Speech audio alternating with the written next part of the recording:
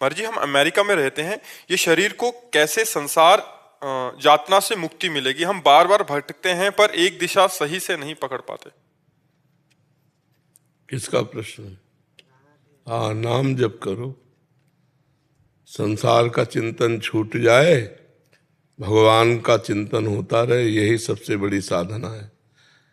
नाम जप करो, जो नाम गुरु जी ने दिया है हर समय उसी का ध्यान पूर्वक जप करो। कोई भी मिनट नाम जप से खाली ना जाए, अभी सब ठीक हो जाएगा।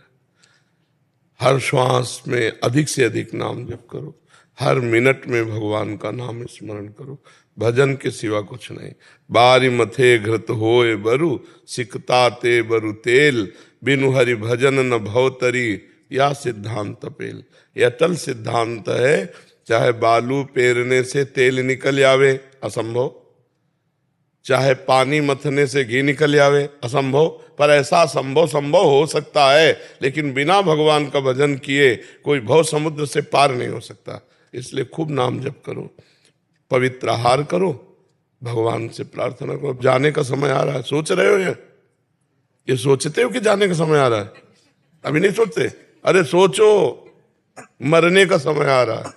सोचो, किसी समय मर सकते हो, इसलिए डरो और हर समय नाम जप करो, राधा राधा राधा राधा राधा। हमें तो हर समय मृत्यु याद रहती, कभी भी मर सकता हूँ। महाराज जी, संसार में ऐसा नहीं कहना चाहिए। अच्छा, हाँ आप हर समय याद कराते हो महाराज जी। हाँ, संसार में कोई कह दे तो कह अशुभ क्यों बोल दिया तूने आज सुबह सुबह। महाराज जी, आपका उम्र, मेरा उम्र आपका कितनी है तुम्हारी?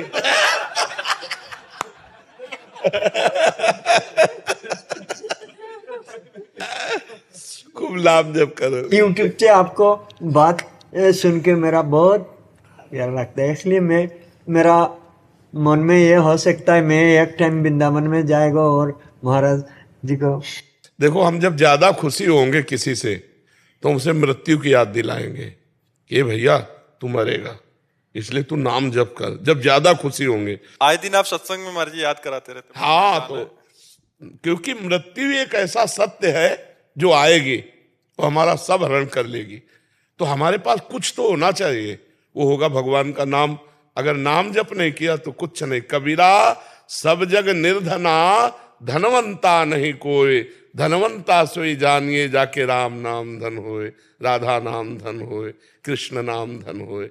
अगर भगवान का नाम जप नहीं किया तो तुम्हारी पोजीशन, तुम्हारी ग्रेजुएशन, तुम्हारा पद अधिकार सब यहीं पड़ा रह जाएगा और साथ जाने वाला कुछ है नहीं।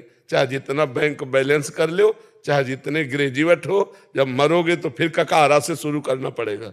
और अगर 100 बार नाम जप किया है और शरीर छूट गया तो अगला जब जन्म होगा तो 101 से शुरू होगा, 99 से नहीं। 100 के 100 आपके नाम अविनाशी जमा रहेंगे।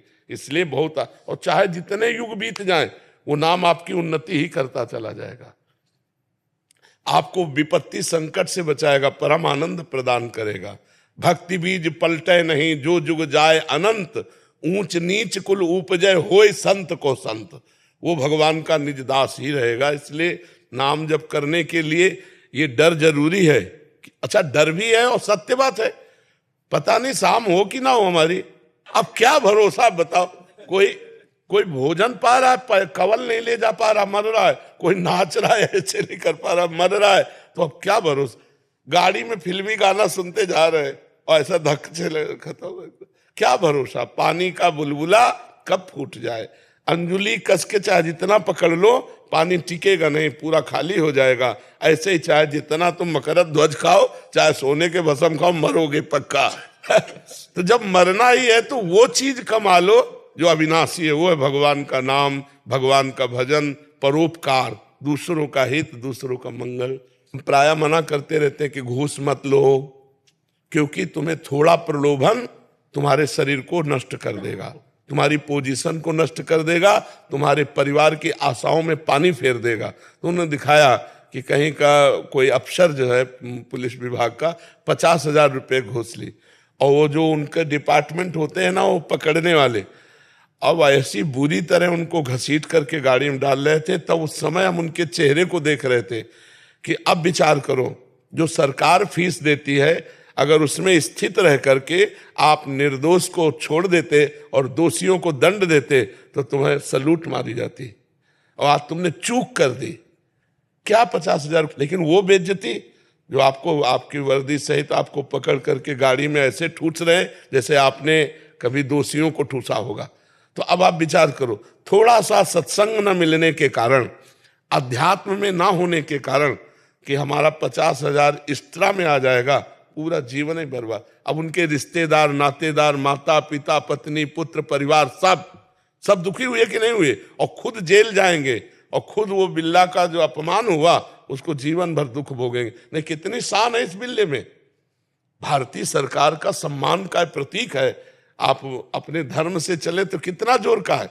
तो हमें चाहिए कि हम धर्म के भय से युक्त रहें कि कोई अधर्म कार्य न हो जाए, कहीं परोपकार की जगह पर शोषण न हो जाए, कहीं भगवान के भाव की जगह अधर्म न हो जाए। तो इन सब के लिए आवश्यक है अध्यात्म, और अध्यात्म तभी जागृत होता है जब मृत्यु को सामने रखा जाता है कि यार कभी भी मर सकते, काम बना लो, कभी भी शरीर छूट सकता है, भगवान का भजन कर लो, दान पुण्य कर लो, भगवान के लिए कुछ कर लो, तब तो जीवन सार्थक हो जाए। नहीं, छोटी छोटी गलतियों में बहुत बुरी दशा होती है, और खास करके हम लोग प्रलोभन में मारे जाते हैं, प्रलोभन में मारे जाते हैं। जितनी जेल भरी है सब दो में ही भरी है, क्रोध और प्रलोभन। क्रोध से हिंसा होती है और प्रलोभन से नाना प्रकार की दुराचार प्रवृत्तियां होती है। इसलिए अध्यात्म को स्वीकार करो, भगवान का नाम जप करो, और अपने कमाई से जीना सीखो, अधर्म की कमाई से नहीं। 100 रुपया तुम्हारी कमाई के तो परिवार में यार जाके नमक रोटी खा के चैन से सो जाओगे। वो 50,000 किस काम के कि सबको दुख पहुंचा, और तुम्हारा जीवन तो दुखी रहे, कभी सर उठा के चलने लायक आदमी नहीं होगा। अगर इज्जतदार हो तो सोचो, ऐसा हमें नहीं चाहिए वो 50,000 रुपये जिसमें हमारे को नेत्र झुकाने पड़े। हम सिंह की तरह नेत्र रखेंगे, हमारे जो सरकार देती है उसी से जिएंगे, तो आपकी एक इज्जत रहेगी, आपकी एक शान रहेगी।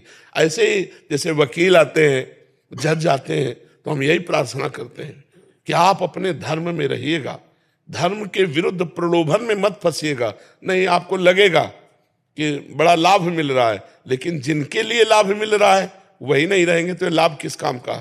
भगवान तुम्हारे परिवार को सुरक्षित रखे, भले आप थोड़ा गरीब रहो लेकिन सुखपूर्वक रहो। इतने धनी बनने की कोशिश मत करो कि आगे तुम्हें रोना पड़े, पछताना पड़े।